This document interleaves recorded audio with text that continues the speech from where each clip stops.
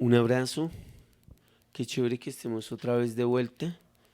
Dianita, ¿me prestas tu teléfono para saludar a algunos amigos?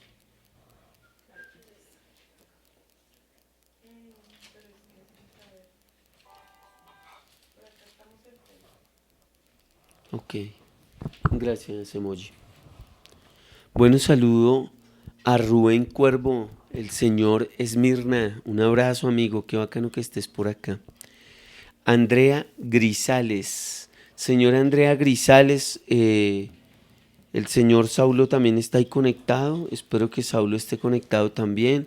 Saludo también a Cata y al señor Diego Mario. Rubiela Jiménez Rosso. Rubinsky, un abrazote. Pilar Fajardo allá en Suba, un abrazo. Kevin Otálora. Señor Kevin, querido sobrino, un abrazo enorme, papá. Me alegra que estés acá. Cuando nos veamos te voy a preguntar lo que aprendiste, amigo. Lady Rodríguez Palomo, un abrazo, amiga.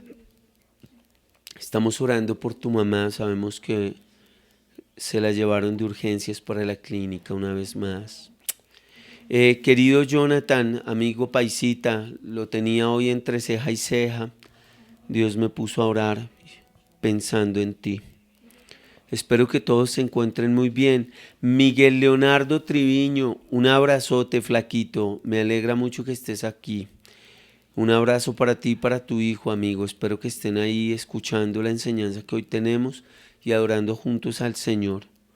Bueno, también tengo acá a Sayuri. Un abrazo a mi sobrina. Bacano. Qué buena onda que estés por acá. Memo Monroy, un abrazo, Memo. Lo extrañamos, Memito. No se acostumbre a la virtualidad. Recuerde que la iglesia está diseñada es para vernos cara a cara. Entonces, métale el hombro. Recuerde que todos íbamos más lejos a qué? A pecar. A pecar nos esforzábamos un montón. Erika Jimena, un abrazote enorme, mami. Espero que te estés recuperando cada vez mejor de tu intervención médica que fue hace un par de días atrás. Sandrita Orozco, alias Crespitos, un abrazo enorme, mamita. Me alegra que estés por acá. Bueno, vamos a estudiar hoy una ampliación. Emoji, te devuelvo el teléfono, amigo, gracias. Vamos a hacer una ampliación de la predicación y la enseñanza del día domingo, porque pues el tiempo no nos dio para poder terminar de dejar más claro este mensaje que en el capítulo 3 el apóstol Pablo le escribe a Tito, y voy a ir al versículo.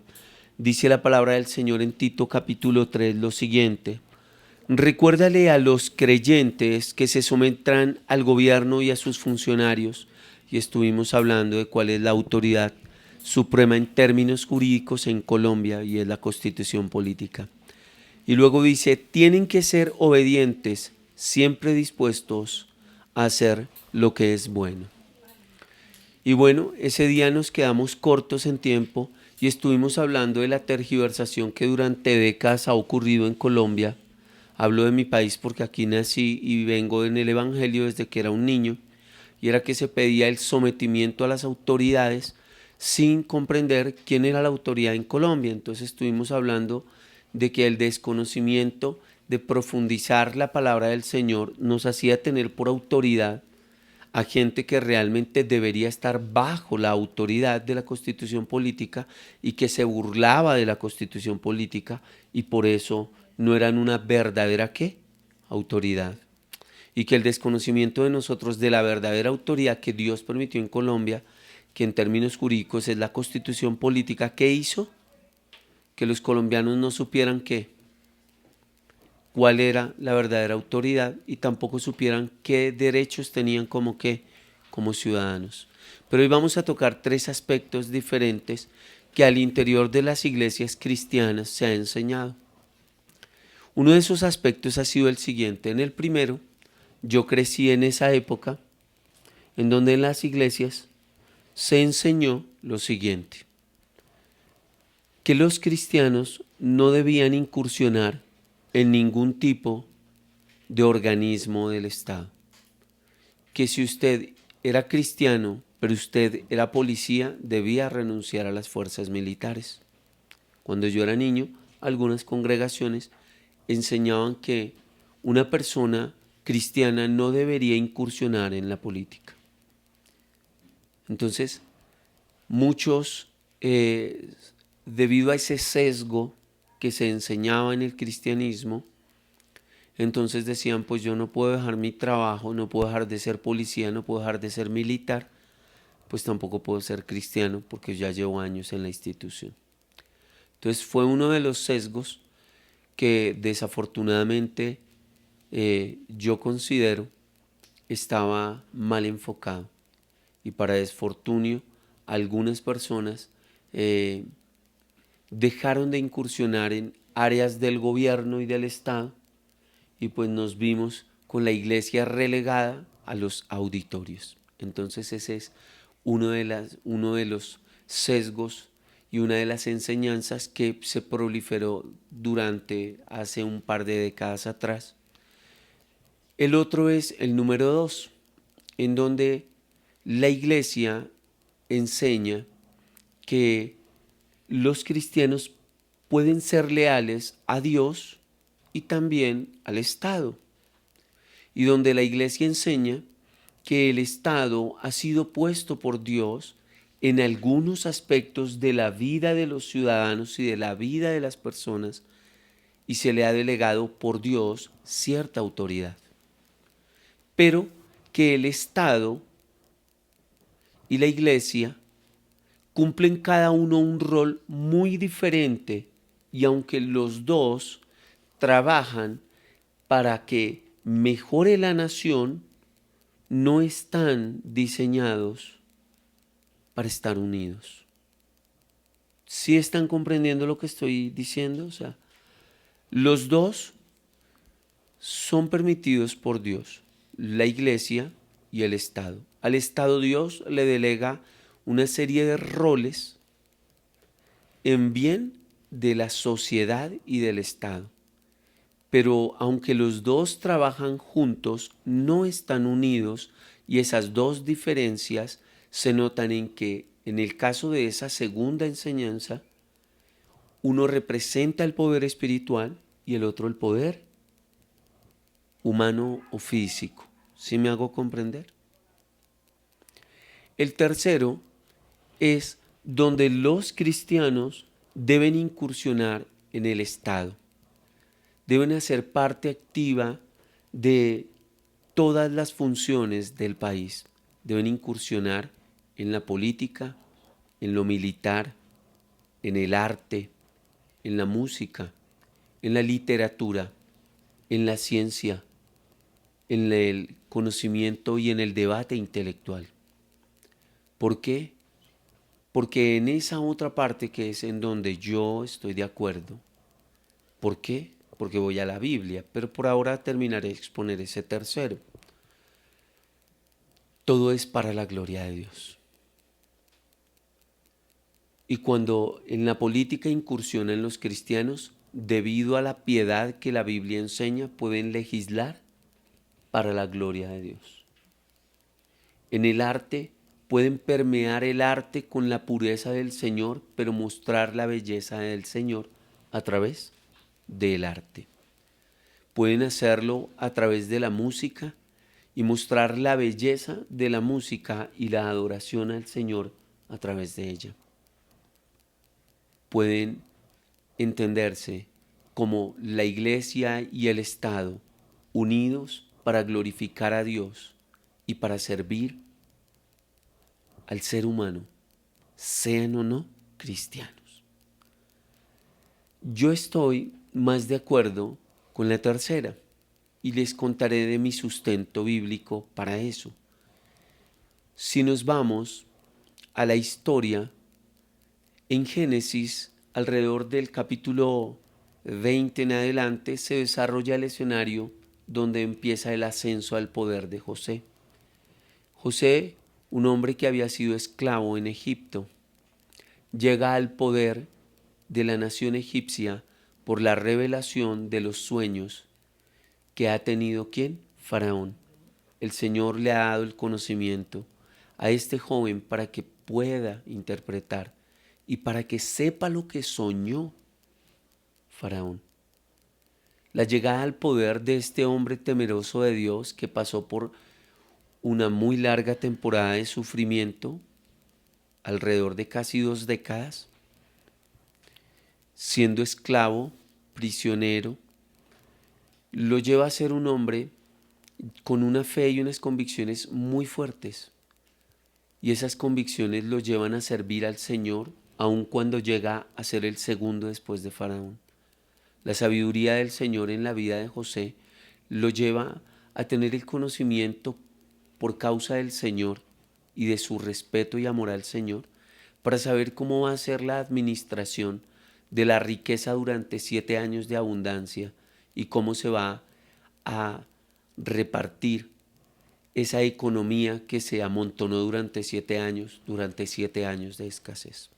Entonces yo veo allí en José un fiel ejemplo de un político al servicio de una nación que no es creyente como él, pero que entiende que la gloria de Dios y la sabiduría de Dios está sobre aquel hombre.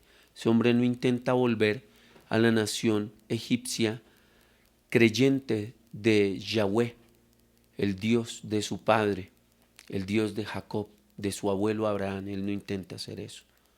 Él solo honra al Señor en su trabajo. ¿Y qué hace eso? Que cuando llegan los 7 años de pobreza, no solo diseña una política para almacenar y repartir la comida, sino para venderla. Y llega el punto en que bajo su administración se hace dueño literalmente de todo Egipto, el faraón. Cuando yo voy más adelante, yo me sorprendo porque la sabiduría del Señor ha puesto a un hombre que no es hábil en ningún aspecto de la política, es un hombre torpe para hablar, pero la sabiduría del Señor en la vida y en la ejecución de la tarea de Moisés lo lleva a salir con 2 millones de esclavos de Egipto. Y este hombre aprende gobernabilidad, guiado por Dios. La Biblia testifica que no ha habido un hombre tan manso como Moisés. Entonces yo me doy cuenta que este hombre, guiado por Dios, se convierte también en un vocero de parte de Dios frente a un pueblo sumamente rebelde, tan rebelde que hay un momento en donde el Señor le dice a Moisés: hazte a un lado que yo voy a destruir a este pueblo. Y Moisés, que ha sido tocado ya por la misericordia de Dios y ha visto la bondad de Dios de primera mano hacia él, cuando el Señor le dice: quita el calzado de tus pies porque el lugar que estás pisando es santo, él se da cuenta que Dios lo trata con misericordia y aprende de esa compasión. Y le dice al Señor: Señor, no vayas a consumir a este pueblo, para que no digan las naciones de la tierra que tú sacaste a este pueblo de Egipto para matarlo en el desierto. Entonces me doy cuenta que Dios produce líderes que son sabios en la administración, pero bastante humildes y sencillos, a pesar del poder y la autoridad delegada por Dios sobre ellos, cuando pienso en Moisés. Cuando voy más adelante, me doy cuenta que Dios es capaz de hacer de un líder alguien muy valiente. Tan valiente como David, que era un niño que estaba al servicio de su padre, el menor de su casa, y David velaba por el ganado que su papá tenía, las ovejas. Esos rebaños que él cuidaba, fue aprendiendo a cuidarlos y entendió la responsabilidad de proteger al más débil. Y él escribe dentro de la narrativa bíblica que así como el Señor lo guardó de los leones y lo guardó de las fieras, el Señor lo guardará de la mano del filisteo Goliat. Y cuando yo veo eso, veo que el Señor desarrolla valentía y coraje en el que tiene el poder y la autoridad de ver a Dios guardarlo a él, y entiende que tiene ahora una autoridad delegada para cuidar a quién, a los más débiles. Entonces veo otro aspecto de la autoridad que Dios da a alguien que él llama y es cuidar y proteger, porque Dios le ha mostrado que su poder y su gloria y la autoridad que ha puesto sobre él. Pero cuando yo me voy más adelante, me doy cuenta que el Señor produce un río de sabiduría, una sabiduría que da gracia. Y entonces voy al libro de Nehemías. En Nehemías crece durante los 70 años que viven en el exilio, luego de que el pueblo de Israel, la nación de Israel, hubiera sido invadida por Babilonia y se va a 70 años de exilio. En esos 70 años de exilio, allá durante esa diáspora, durante ese esparcimiento, nace un joven llamado Nehemías, que llega a ser copero del rey Artajerjes. Pero la historia llega a sus oídos. ¿Por qué? Porque la nación judía tiene una tradición oral. Ellos saben que enseñarán esas palabras de la Torá, del Antiguo Testamento a los niños, al levantarse, al acostarse en el camino. O sea que hay una memoria histórica que desde la infancia tienen los niños de lo que fue el esplendor de la nación de Israel. Y Nehemías no es ajeno a esa historia del esplendor que algún día tuvo su nación. Pero como ahora, por causa de su rebelión contra el Señor, han sido llevados a Babilonia, y en ese esparcimiento, en ese ser llevado como servidumbre, la nación quedó hecha a pedazos. Y un día está Nehemías frente al rey Artajerjes, y Artajerjes lo ve triste, nunca lo había visto tan triste, y le pregunta por qué está decaído su semblante, Nehemías. Y Nehemías le cuenta a Artajerjes: porque las murallas de mi nación están hechas ruinas, sus puertas están quemadas, hechas cenizas, y las tumbas de nuestros padres están hechas pedazos. Y le dice Nehemías, y le dice el rey Artajerjes a Nehemías: ¿qué quieres que haga por ti? Y Nehemías lanza una flecha al Señor, que le dé gracia ante el rey para todo lo que él le va a pedir. Entonces yo me doy cuenta que el Señor da la capacidad de que nosotros podamos servir a gente de influencia, de poder, pero también de recursos, para ponernos en una posición a nosotros de privilegio cuando tengamos que iniciar la reconstrucción de la casa y del pueblo del Señor, porque se necesitan recursos para hacer eso. Y cuando usted lee la narrativa del libro de Nehemías, se sorprende, porque Nehemías, con las cartas del rey en su mano, para poder pasar de ciudad en ciudad, con las riquezas que el rey le otorgó para reconstruir madera, ejército, recursos físicos, logísticos y políticos, emprende la reconstrucción. Y dice que reconstruyeron la ciudad, si no estoy mal y no me falla mi memoria, 52 días, Ruth. Sí. 52 días reconstruyeron las murallas de Jerusalén. Dice que con una mano tenían la espada y con la otra mano trabajaban. Entonces cuando yo leo la Biblia, yo veo que la Biblia me habla de hombres que piensan en la reconstrucción de pueblos, de naciones, que Dios piensa en la liberación de la esclavitud de ese pueblo que Él ama, que Dios piensa en la reconstrucción económica de una nación, porque cuando yo voy y traigo a mi memoria a quién usó el Señor para que no murieran en Canaán, cuando faltó el alimento, Jacob envió a sus hijos a comprar alimento a Egipto. Entonces veo a través de la historia bíblica que el Señor está usando a sus hijos para postergar no solamente un legado espiritual, sino la vida de una nación. Que usó a Nehemías, que usó a Daniel, que usó a Esther cuando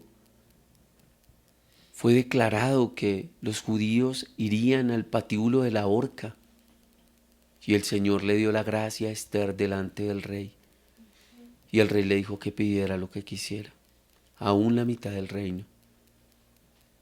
Pero si Esther no hubiera estado en el palacio del rey, no había podido hablar con el rey. Pero si Daniel no hubiera estado en el palacio del rey, no hubiera conocido a Darío. Pero Daniel era un hombre sabio. Dios ha usado los lugares de privilegio, de poder. Dios ha usado la cultura. Dios ha usado la economía. Y quiere que sus hijos, porque Dios no cambia, cambiamos nosotros. Cambiamos nuestras perspectivas del Evangelio. Pero el Evangelio es el mismo. Desde tiempos inmemorables, la Biblia me muestra a Cristo salvando a su pueblo. El Señor mostrándose a través de diferentes escenarios. Entonces yo veo que en este tiempo nosotros debemos servir y obedecer a nuestras autoridades, que es la constitución política del país, siempre y cuando la constitución política no dé un giro que me lleve a desobedecer al Señor. Porque cuando una nación levanta políticas que se levantan contra la orden suprema del Señor, amarás al Señor tu Dios con toda tu alma, con toda tu mente y con todas tus fuerzas. Si la política en Colombia diera un giro que me prohibiera obedecer al Señor, yo tendría que buscar la manera para seguir obedeciendo al Señor por encima de las autoridades humanas. Tengan en cuenta que ninguna de estas tres perspectivas que les presenté y la última que le di ampliación, ninguna de ellas pide que nos sublevemos contra el Estado. Algunas, como la primera, se hacen espectadores de lo que pasa en el Estado. La segunda, se hace parte de los que obedecen al Estado y sirven dentro del Estado, sirviendo también al Señor. Y la tercera, que fue la que yo expuse, se hace parte activa de la construcción del Estado y la nación, que es en la que yo creo a la luz de la Biblia. Estoy convencido y cuando vuelvo a la historia, quisiera apelar a una historia contemporánea, por decirlo entre comillas. Y es la historia de los puritanos. Cuando los puritanos fueron perseguidos en Europa y fueron perseguidos en Reino Unido, en Gran Bretaña, los puritanos emigraron ¿a dónde? A Estados Unidos. Y le decía yo a mi hija Saori hace unos días atrás de un acuerdo que se firmó en un barco cuando llegaron a Estados Unidos. ¿Se acuerda, Saori? ¿Cómo se llamaba el acuerdo? Sí, señor. Se llamó el acuerdo de Mayflower. Cuando ellos llegaron en barco a los Estados Unidos, esos puritanos que estaban siendo llevados a la cárcel por predicar el Evangelio, por leer la Biblia, por adorar a Dios, dijeron, no podemos levantarnos en armas, no somos ese tipo de cristianos, ese no es el cristianismo, pero necesitamos profesar nuestra fe. Sufrieron mucho para poder emigrar a los Estados Unidos. Pero cuando llegaron en el Mayflower, que era el barco en el que llegaron los puritanos, antes de bajarse del barco dijeron, necesitamos establecer cómo vamos a vivir en esta nueva nación. Vamos a vivir a la luz de la Biblia. Por eso se le llaman los padres fundadores. Y cuando yo veo los fundamentos de la nación de los Estados Unidos, veo una nación que creció, prosperó, se hizo un referente de cómo se establece un país y Estados Unidos se volvió una nación muy poderosa, política, intelectual. Fueron los fundadores de las universidades de Harvard, de Princeton, de Yale. Permearon toda la cultura con el conocimiento para la honra y la gloria del Señor. Entendieron sea que coman, sea que beban o cualquier cosa que hagan, háganlo para la gloria de Dios. Esta era la ampliación que quería terminar el domingo y porque el tiempo corre para desfortunio nuestro, no había podido terminar. No quería que se quedaran solo con esa experiencia que me provoca como pastor y como patriota el ver a mi país tan desbaratado por la corrupción. Tenía que contarles la otra parte, en donde desde los anales de la historia cristiana, la palabra del Señor nos muestra cómo hombres y mujeres permearon y cambiaron la historia de sus naciones, porque entendieron, sea que coman, sea que beban, o cualquier cosa que hagan, háganla para la gloria de Dios. Sueño con que ustedes, los que me escuchan, sean los grandes industriales de la nación. Voy a terminar con algo que estuve estudiando hace algunos meses atrás. Estaba estudiando a un sociólogo alemán y me gustaría que me recordaras, Nanita, ese sociólogo. El nombre se me olvida un poco. Max Weber. Max Weber es un sociólogo alemán de 1800 y Max Weber escribió lo siguiente. Estudió las religiones del mundo y dijo esta conclusión. La única religión sin ánimo de lucro es la religión protestante, los cristianos protestantes, porque ellos son los únicos que profesan un credo, pero trabajan, no viven de las limosnas solamente. Estos cristianos son empresarios, cultivan la tierra, viven bien pero modestamente y reinvierten las ganancias de su trabajo y se hacen cada vez más grandes, porque viven modestamente sin derroche de sus ganancias y reinvierten su dinero. Han convertido las naciones donde están en las naciones ricas de la tierra, porque esta gente vive modestamente, pero reinvierte su dinero una y otra vez y han hecho de esas naciones naciones industriales. Cuando yo leí eso, me acordé que los puritanos son los creyentes protestantes. Hermanos, la historia nos cuenta desde la Biblia, y si te vas a la historia un poco más temprana de la iglesia cristiana, los cristianos y el cristianismo verdadero, el de la Biblia, nos hacen someternos a nuestras autoridades, pero nos terminan poniendo como un referente de autoridad. Hay un hombre llamado Herman Babbin. Herman Babbin en Holanda fue un referente de autoridad. ¿Sabe qué pasó en Holanda? Llegó un momento en donde los cristianos protestantes, puritanos, eran los intelectuales de la nación que llevaron a que en Holanda hubiera cero analfabetismo, a que más de la mitad de los gobernantes en Holanda fueran creyentes, a establecer universidades, a establecer colegios. Llevaron la nación a una economía poderosa, porque, para terminar, les digo esto, la Biblia hace promesas y tiene el poder de cumplirlas. Cuando el justo gobierna, hay que ir a los lugares de poder.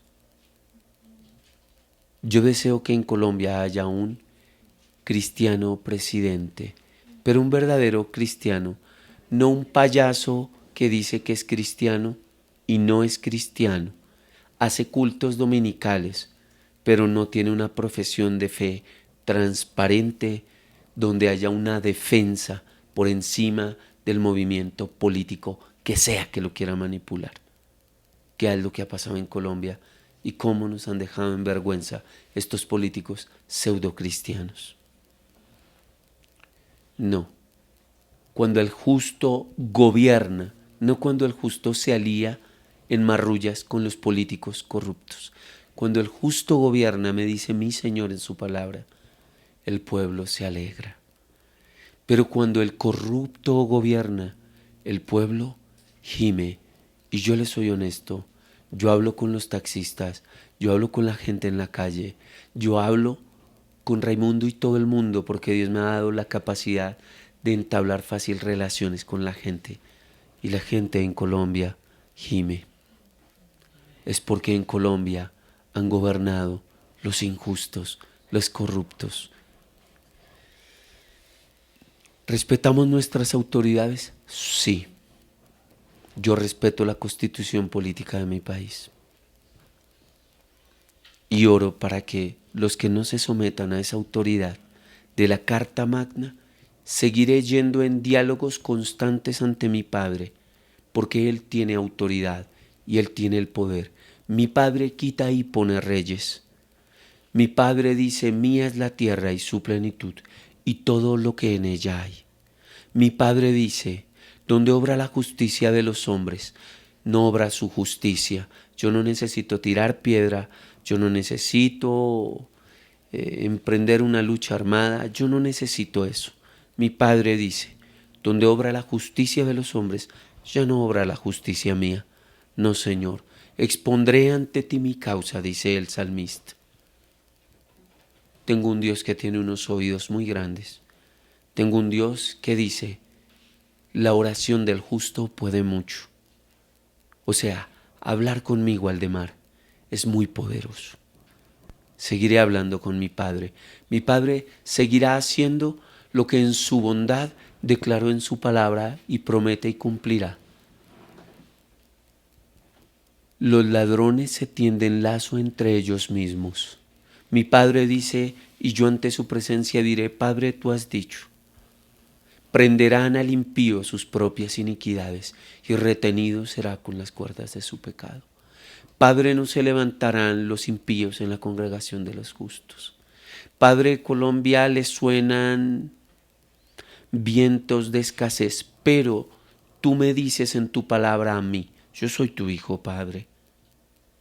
Los justos somos como árboles plantados junto a la corriente del río de tu espíritu. Daremos fruto en tu tiempo y todo lo que nosotros haremos prosperará, Padre. Pero no serán así los malos que han empobrecido la nación, pues ellos serán como la paja cuando el viento la seca. Serán arrebatados como cuando el viento sopla después de haber tostado la paja y la esparce, Padre. No se levantarán los malos el día del juicio, ni los pecadores en la congregación de los justos, porque tú, Padre amado, tú, Yahweh, tú, Jehová Dios nuestro, conoces el camino de los justos, mas la senda de los malos perecerá. Yo sé a quién estoy sirviendo. Mi Padre dice, Aldemar, las armas de nuestra milicia no son humanas, no son carnales, hijo. Es como mi Padre aclarándome. Las armas de nosotros no son esas armas, son poderosas para la destrucción de fortalezas, fortalezas como la corrupción, fortalezas como el narcotráfico, fortalezas como la trata de blancas, fortalezas como el tráfico de influencias. Tranquilo, hablar conmigo. Las armas que yo te di son poderosas para la destrucción de fortalezas. Y yo digo, Padre, te amo, Padre. Este Estado, este gobierno, esta nación ni siquiera entiende lo que pasa cuando un hijo que entiende el papá que tiene, habla con su papá y empiezan a pasar cosas. ¿Por qué? Porque yo no tengo poder, yo no tengo autoridad, pero mi Padre, el que me adoptó como su hijo, el que me puso un nombre nuevo y me dijo, mío eres tú, yo te he hecho mi hijo. Desde los días de la eternidad yo te conocí. Él, ese Dios inmanente, que está en todo lugar, en toda parte, a toda hora, plena y absolutamente. Con ese Dios glorioso estoy hablando de mi país. Dios me hizo parir un país en mi vida de oración y lo sueño y lo creo y no sé cuántos aquí conmigo están de acuerdo. Entonces sueñen con ese país glorioso, véanlo por la fe en sus diálogos con papá y sepan que usted no tiene autoridad, pero el Padre glorioso que nos adoptó tiene poder, autoridad, potencia, gloria y nada se escapa a su dominio.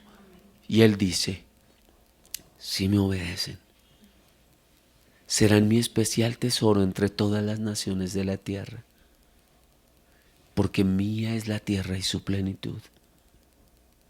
Serán mi nación de sacerdotes por siempre. ¿Cuántos lo creen? Yo lo creo. Y me embriaga la alegría por el Padre que tengo y porque mi Padre me dice, tranquilo hijo, desde el anonimato, donde nadie lo sabe, en tus diálogos conmigo, orando como mi palabra te enseña, clamando por todos los hombres, orando por los que están en los lugares de privilegio. Tranquilo, hijo, mía es la tierra, su plenitud. Yo soy Jehová tu Dios al de mar. Yo leo y es mi Padre hablándome. ¿A quién cree que le habla el Padre? Al que lee la Biblia y se siente hijo. Él dice que Él cabalga sobre un poderoso querubín, que Él se cubre de oscuridad y de repente cae sobre sus enemigos. Oh, mi Dios es muy poderoso. Amigos, oren por su nación. Si de verdad saben el Padre que tienen, oren por su nación, porque aunque ustedes sean anónimos, no lo son delante de la presencia del único Dios, ¿verdad? Cierren sus ojos ahí donde está. Vamos a terminar. Padre precioso, gracias. Dios inmanente que está en todo lugar, en todo tiempo, completamente, en todo su poder, con toda su gloria, en todo su esplendor, con toda su potencia, que lo sostiene todo con la gloria que de ti se desprende, la gloria de tu grandeza, la gloria de tu santidad, la gloria de tu sabiduría, pero también la gloria de tu amor, la gloria de tus edictos y la gloria de tu creación. Tu Dios creador, que todo lo sostienes con tus declaraciones. Oh Dios eterno, te alabo mi amor, te alabo mi Padre, alabo tu verdad, porque tu palabra nos enseña. Estad quietos y conoced que yo soy Dios. Donde obra tu justicia, no obra mi justicia. Trae ante ti mi causa, yo soy un juez justo, dice tu palabra. Te amo, Señor. Te amo, Jehová, fortaleza mía y roca mía, mi Dios, en quien confiaré. Tú eres el Señor, de siglos en siglos. Tu gloria permanece inmutable. Tú eres el Señor para siempre. Estableciste los cielos y extendiste los cielos como un pergamino. Ellos envejecerán un día como ropa vieja. Y tú, oh Señor, Dios mío, mi Padre, Yahweh, Jehová el Dios eterno, tú permaneces para siempre. Tú no mudas, tú no cambias, tú no te arrepientes. Tú eres el Dios eterno, tú, Señor, mi Dios. Tú, Señor, misericordioso y compasivo, que no nos pagas conforme a nuestra maldad. Tú que nos enseñas a obedecer a las autoridades, sabiendo que tú eres nuestra autoridad primera. Tú que nos enseñas a no entrar en disputa, sino en presentar nuestra causa delante de ti, el juez justo.